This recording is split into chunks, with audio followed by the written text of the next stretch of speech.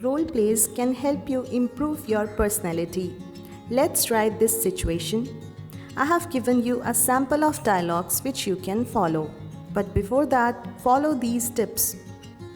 Make sure you are standing in correct posture and using your hands while speaking.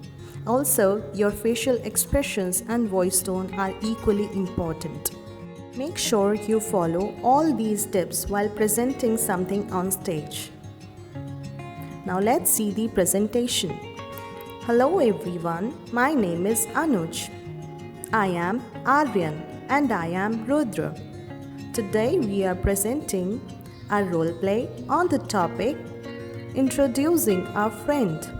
We hope you will like it. Let's start.